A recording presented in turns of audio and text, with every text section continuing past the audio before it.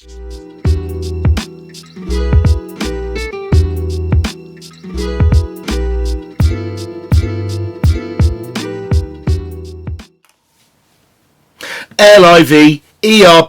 OOL Liverpool FC. Yes, you're right. I'm still celebrating. I mean, the gloating over the years from Man United and Man City supporters. Fair play, Mr. Dr. Jamie Good, for congratulating me. Very civilised. Richard Siddle. Hey, come on! Right, so we've got 4 wines here, which I'm afraid they're not very photogenic. They've all gone for the same thin writing on a white background motif, but this is a little collection of New World Pinot Noir. Pinot Noir. What is Pinot Noir then, eh? Well, Pinot Noir is a grape variety which is synonymous with the great wines of red Burgundy. The most expensive wines in the world are red Burgundies made from Pinot Noir. I don't know what Romanée Conti cost this year, but is it something like 13 or 14,000 pounds on release? And you're not supposed to drink it for 30 years. Never tried it. There we go. I don't think I need to. It's never going to live up to the price, is it? So here we got is a range of wines from Oceania, from Australia and New Zealand, and I've got a cheeky little number from California as well. Thank you, Daniel Lambert, for sending that to me. A nice little mix though, and all these wines are very well priced. So what I was trying to do is show you stylistically what Pinot Noir means in different countries. Sorry that South Africa is not represented here, will be at some point. But South Africa isn't known for Pinot Noir. There are 3 or 4 very good Pinot Noirs in South Africa which are famous, but it's not like there's hundreds of them. Okay, so we've got a couple of wines from New Zealand, 2 very, very different styles to show you really how drastically different the wines of New Zealand can be.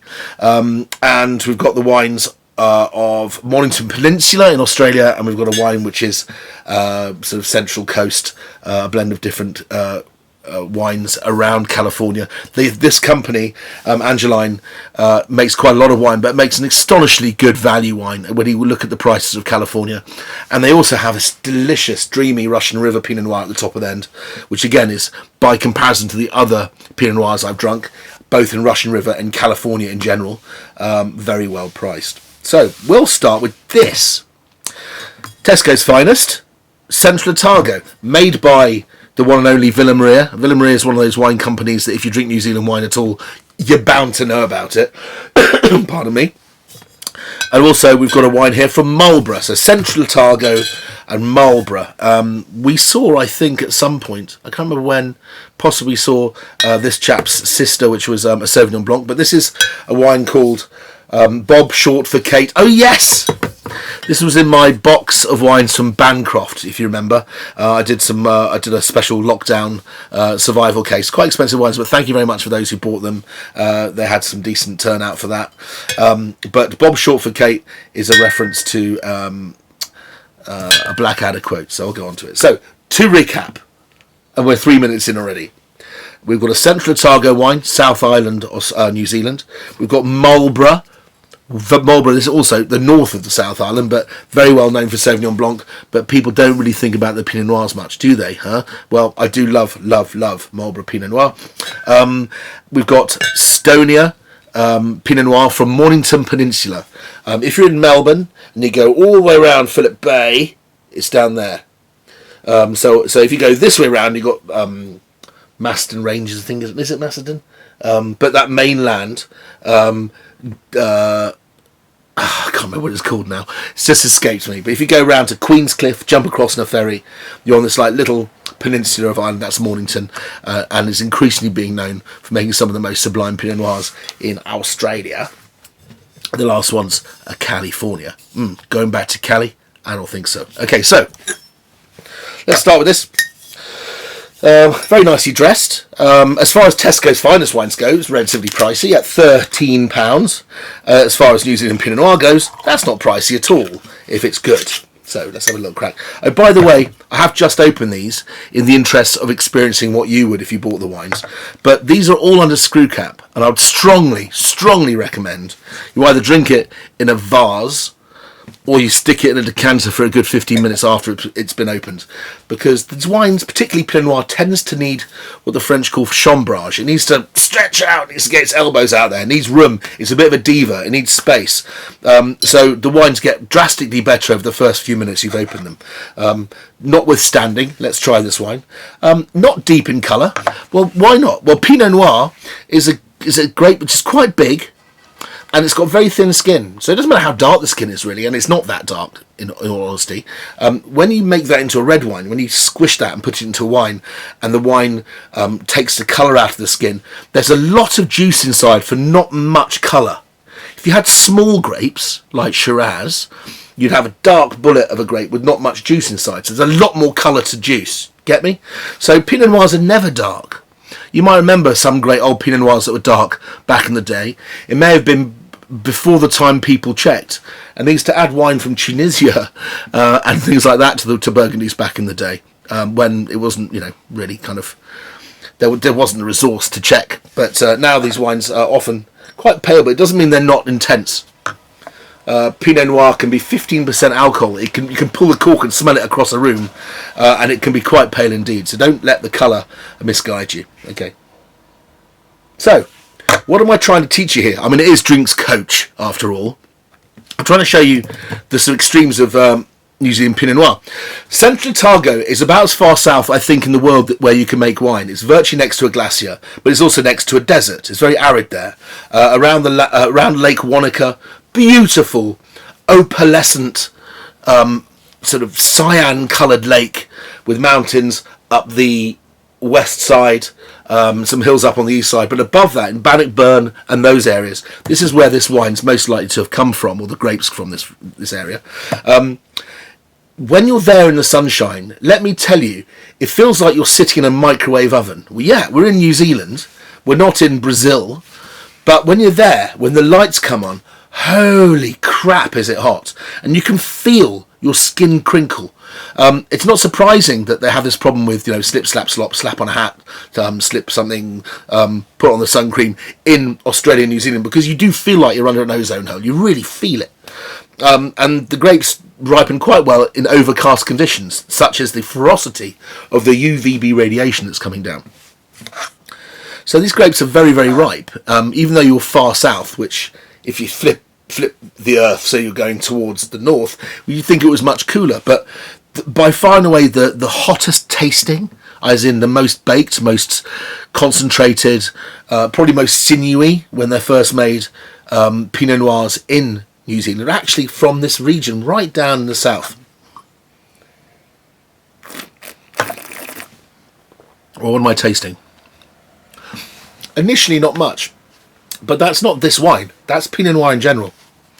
One thing that I did learn from blending wines and champagne is when you drink Chardonnay, it's like turning on an LED light. It goes ping in your face. So it almost catches you by surprise. Drinking Pinot Noir, you can feel the sensation, the silky creaminess, which is a lot of the point of Pinot Noir, way before you can feel the flavour. It's almost like somebody's turning up the volume slowly, which is the shape of Pinot Noir. Everything about it is gentle, warm, lyrical. It moves in lines. So this wine kind of has a lyricism already. When I tasted it, not much, it started to taste more and more cherryish. There's a chocolatey cherry character. I might go as far as to say there's almost a bitumen hit, like somebody making a repair in the road outside.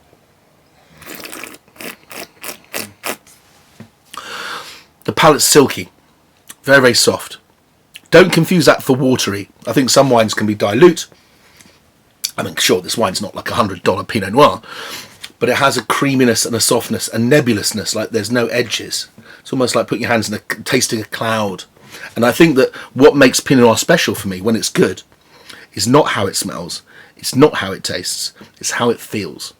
And you can have Pinot Noir that smells nice, tastes nice, but if it tastes angular and hard and a bit tannic or a bit sappy and chewy, it's not doing what I buy Pinot Noir to do. I like my Pinot Noir silky and fluffy, like Volnay from Burgundy. And Central Otago, the wines are a little bit meatier, a bit more intense than they are in other places. But this wine's doing a very, very fair job, 13 quid, frankly. Great with food, with wine, with cheese, sorry. I would love that with something like Epoisse, a nice rind-washed, funky cheese would be absolutely delicious with that. Moving to Marlborough, so we're going to the top of the South Island. These wines are, well, I think if you're growing Sauvignon Blanc there, you'd imagine it's a bit cooler. Well, it is. There's a lot more cloud up there, a lot more wind. Look, again, it's not exactly the darkest wine in the world. In fact, very similar in colour. I would say that the Central Otago wine is a bit more brick red, typically. More intensity, a little bit more cooking of the anthocyanins in the skin. Here we've got a wine which is a little bit more paint red, more crimson in colour, in tone, but it's still quite pale. First thing I smell is like herbaceousness, like dried thyme, dried parsley. That's what I smell when I open a bottle of Burgundy. And here's the point, here's the rub. If you want New Zealand Pinot Noir, but you quite like French Burgundy, even cheap, rustic, country Burgundy, Marlborough's where you should start looking. Not Central Otago. These wines are almost like Rhone wines, are more like Syrah. There's a minerality in it and a richness and a somberness that the wines from Marlborough don't have. If you go to the truly great Pinot Noirs in Marlborough, there are truly great ones. I'm thinking Hans Herzog from... that's a winery called From, F-R-O-M-M, Nautilus. There's some beautiful wines down there.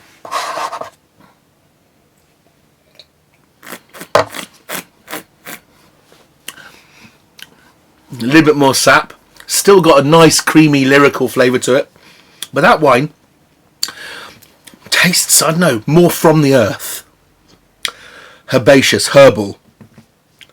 Got better acidity. That's a very, very key point. Unless you're buying the best from Central Otago, this wine does have a bit more freshness to it. And I think that this is 13 quid and this is £20 from Bancroft, but you can see where your extra £7 goes. Very, very, very nice wine. Lovely. But totally different. New Zealand Pinot Noir isn't a thing. It's a very long island. If you're buying Marlborough Pinot, which is from north of Wellington, they have characters entirely of their own. It's more showy, more kind of Carmen Miranda, Liberace, Razzmatazz, but they're thick and rich as well. So they're capable of doing the hard thing and the aging thing, but they also have lots of noise and orchestral flavour. Marlborough tends to be lighter, flightier, more delicate, and Central Otago is the thinker. So there you go. Right, moving on. We're going to Mornington Peninsula in Australia. Now, finding Mornington Peninsula Pinot Noirs under 20 quid is flipping rare these days. Look how pale that is. See, look, Pinot Noir. I'm not scared. I love pale Pinot Noir. Yeah, they're getting quite pricey now. Most Pinot Noir that's any good in the world is, because all the world wants great Pinot Noir, and there's a lot of people in China. So we're starting to have to fight and compete for these prices. And with our financial situation and our currency in the dirt, we're sort of losing that battle right now. But if you buy this wine, which is available in Majestic, I think it's £22 a bottle. If you buy two and you're really into your Pinot Noir, $18.99. So premium. With heritage Pinot Noir from one of the coolest places, or if not the coolest place in Australia to buy Pinot Noir from right now. $18.99 is a fair price. I've been drinking this for decades, literally. I can't remember the first vintage I drank of this. 94? Certainly remember the 98 being delicious. But those back in the day, those wines were $8.99, $9.99. But 20 years later, you expect the wine to double in price. Pound for pound, if you pro-rata it back to what you could buy for the wine those days, I imagine this wine is as cheap, if not more cheap, now than it was then. Okay, so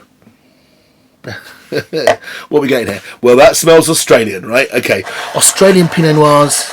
There's a reserve which is more refined, so aged in wood for longer. It's made probably from older vines, but this is all the joy in the playground Australian Pinot Noir.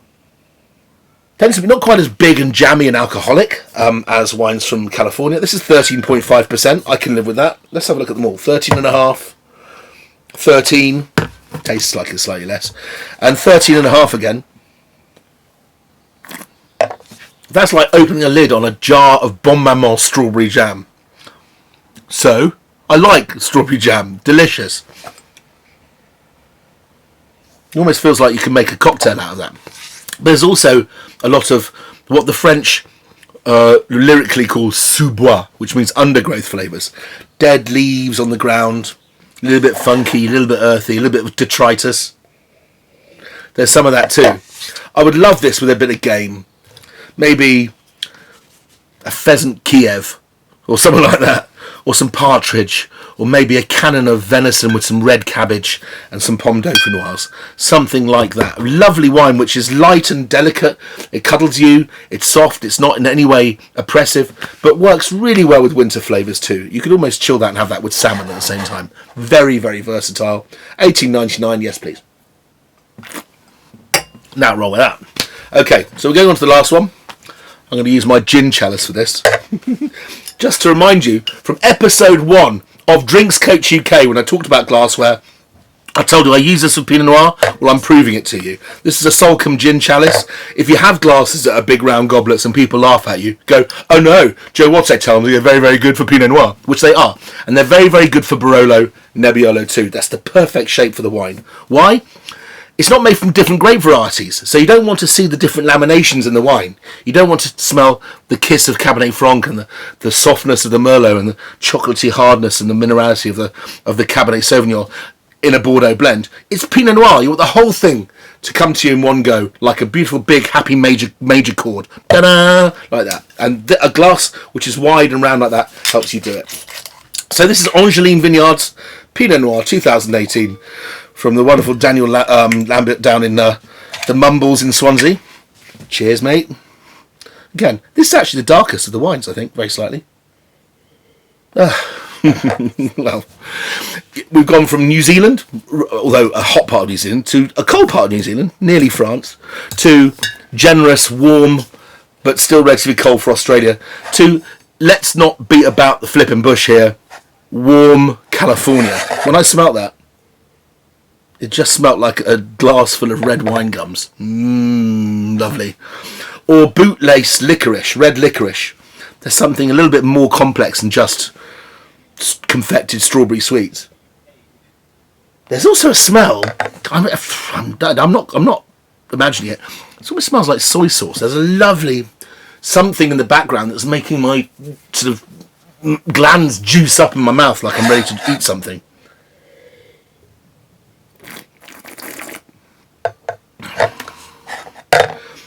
If you go to a local, small, independent wine merchant selling this, they'll sell this to you for £16. Yeah, you heard me right. 16 quid in a small independent. That's amazing value for Californian Pinot Noir. You can't buy Sauvignon Blanc for that over there. Right, Christ, this is delicious. So, it does have a savoury soy sauce flavour.